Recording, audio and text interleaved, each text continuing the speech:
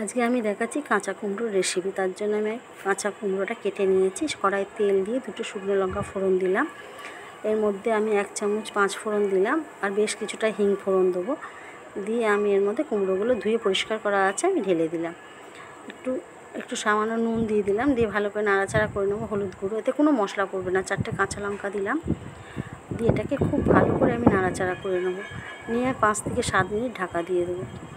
5 থেকে 7 মিনিট ঢাকা দেওয়ার পর আমি খুলে দেখাচ্ছি, আবার একটু নাড়াচাড়া করে নেবো। আবার 5 থেকে 7 মিনিটের জন্য ঢাকা দিয়ে দেবো।